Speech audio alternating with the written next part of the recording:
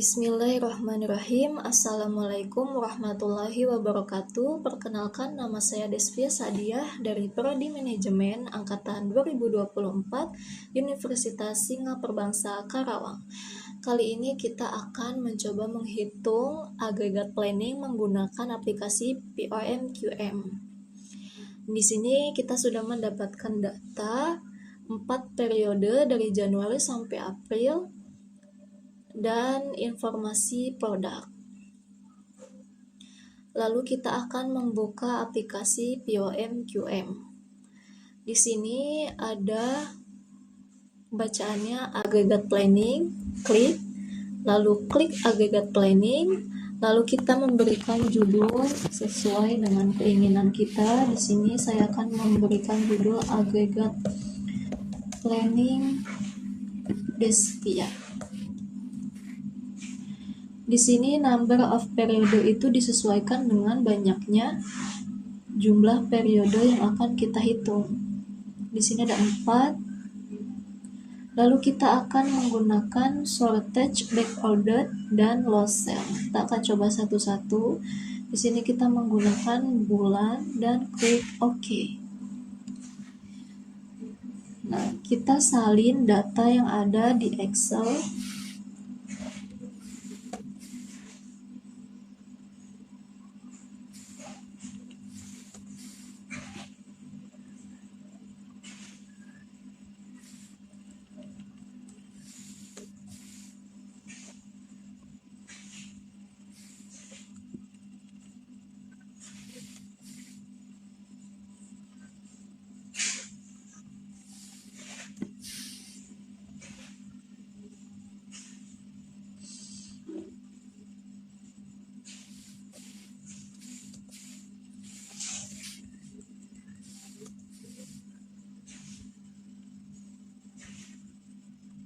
Nah, ini sudah disalin semuanya. Sebelum melanjutkan ke perhitungan, kita akan menjelaskan terlebih dahulu apa sih agregat planning. Agregat planning itu adalah proses perencanaan produksi jangka menengah untuk menentukan jumlah produksi, tenaga kerja, persediaan, lembur, dan kapasitas agar permintaan pelanggan dapat terpenuhi dengan biaya seminimum mungkin. Nah, di sini ada regular time cost, yaitu biaya produksi pada jam kerja normal. Ada overtime, yaitu biaya lembur. Subcontracting cost, yaitu biaya yang dikeluarkan saat perusahaan itu mengalihkan sebagian produksinya itu ke pihak luar. Ada holding, yaitu biaya penyimpanan. Ada back order cost, yaitu biaya atas keterlambatan pemenuhan pesanan. Dan increase cost, yaitu biaya penambahan tenaga kerja atau kapasitas produksi. Ada decrease cost, yaitu biaya penggunaan tenaga kerja atau kapasitas. Ada overtime capacity. Ada initial inventory, jumlah persediaan awal sebelum periode perencanaan dimulai. Ada unit last periode, jumlah unit produksi pada periode sebelumnya. Dan di sini kita mempunyai 2 shortage, yaitu backordered dan lost sale. Kalau misalkan backordered itu ketika jumlah pesanan pelanggan, permintaan pelanggan tidak terpenuhi, dialihkan ke periode selanjutnya. Kalau misalkan lost sale, ketika pesanan atau permintaan pelanggan tidak dipenuhi, maka dianggap hilang. Jadi tidak dialihkan ke periode selanjutnya seperti back order. Nah, di sini ada beberapa periode. Ada smooth production, average gross demand, dan net demand. Kalau misalkan gross demand ini menggunakan permintaan kotor. Apa sih bedanya dari kedua itu? Jadi bedanya itu, kalau misalkan smooth production, average gross demand didasarkan rata-rata permintaan kotor yang karakteristiknya itu jumlah produksi relatif tetap tiap periode, tenaga kerja stabil, biasanya menggunakan persediaan untuk menghadapi naik turunnya permintaan. Sedangkan smooth production average net demand Mirip sih sama metode yang pertama, tapi menggunakan permintaan bersih, yang artinya sudah mempertimbangkan nih stok awal dan persediaan yang tersedia dan produksi lebih efisien dibandingkan gross demand. Nah, ini ada case current demand, yaitu produksi selalu mengikuti permintaan saat ini dengan mengubah jumlah tenaga kerja. Jadi kalau misalkan tenaga kerjanya kurang, kita rekrut, tenaga kerjanya berlebihan, kita PHK. Dan persediaannya itu sangat kecil, serta produksi tiap periode itu berubah. Nah, di sini ada case previous demand, yaitu produksi periode sekarang mengikuti demand periode sebelumnya. Nah, di sini ada constant ragtime dan OT and sub, yaitu produksi reguler dibuat tetap, jika kurang gunakan lembur, jika masih kurang gunakan subcontracting. Dan ada user define, yang artinya itu metode custom ya guys. Jadi user itu bisa nentuin sendiri nih berapa sih kapasitas inventory, overtime, backorder, subcontract, dan workforce yang dia butuhkan. Dan ada transportation, yaitu metode optimasi agregat planning menggunakan model transportasi yang bertujuan untuk meminimalkan total biaya produksi, inventory, overtime, subcontract, dan lain-lain.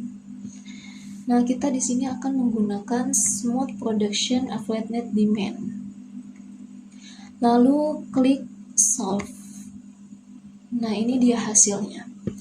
Bisa kita lihat di sini hasil total dari permintaan 4 periode ini adalah 6.000. 6.000 dibagi 4 bulan, hasilnya itu 1.500. Jadi kapasitas produksi yang bisa kita penuhi hanya 1.500 per bulan. Di sini permintaan pada bulan Januari sebesar 1.200, kapasitas yang bisa kita penuhi 1.500, jadi terjadi kelebihan stok nih. Kita simpan di inventory sebanyak 300. Nah, pada bulan Februari sebanyak 1.500 dan kapasitas kita mampu membuat 1.500, jadi tidak ada sisa ataupun kelebihan stok, dan kita turunkan saja hasil inventory pada periode sebelumnya ke periode Februari. Lalu pada bulan Maret permintaan 1.900 dengan kapasitas produksi itu 1.500, jadi total kekurangannya itu adalah 400. Kita gunakan nih sisa inventory dari periode sebelumnya sebanyak 300. Namun masih tetap kurang karena kita membutuhkan 400. Kita simpan di shortage sebanyak 100. Lalu pada bulan April permintaan sebanyak 1.400, sedangkan produksi kita itu 1.500, jadi terjadi kelebihan nih inventory sebanyak 100. Namun karena periode sebelumnya mengalami kekurangan di bagian shortage sebanyak 100, jadi 100 diambil 100 sama dengan 0. Dan kita dapatkan hasil inventory sebanyak 600, shortage sebanyak 100. Di sini bisa kita lihat kita dari sisi biaya ya, ada 48.000 dolar didapatkan dari 6.000 dikali 8 dolar per unit. Di sini ada 1.800 dolar didapatkan dari 600 dikali 3 dolar per unit. Di sini ada 400 dolar didapatkan dari 100 dikali 4 dolar per unit. Dan total biayanya itu adalah 50.200. Nah, kita akan coba yang lost sell nih. Seperti yang sudah saya jelaskan tadi, kalau lost sell itu kalau permintaannya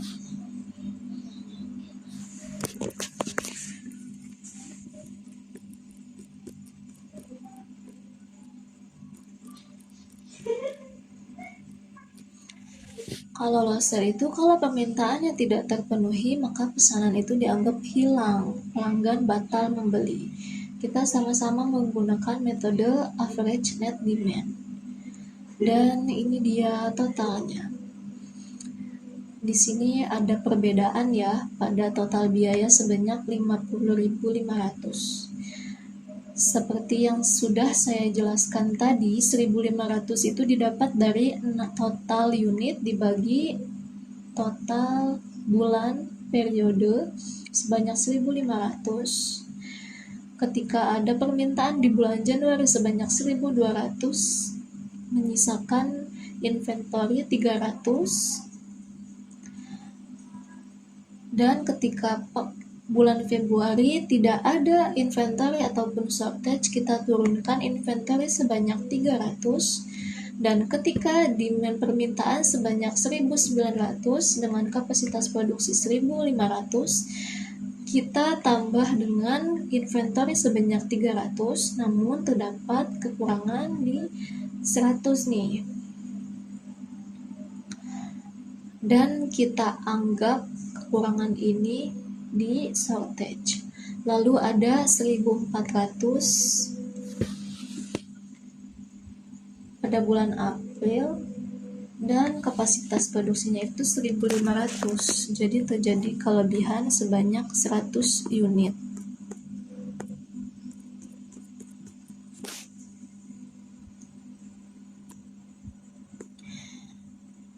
Namun, karena pada metode low sell ini jumlah yang tidak terpenuhi itu dianggap hilang pada periode berikutnya, maka shortage di sini tidak bisa digantikan atau ditambal dengan inventory yang terjadi di bulan April. Jadi tidak bisa seperti back order ya, yang bisa dibantu gitu dengan periode selanjutnya. Jadi tetap kita catat sebanyak 100 dan di inventory ini sebanyak 700.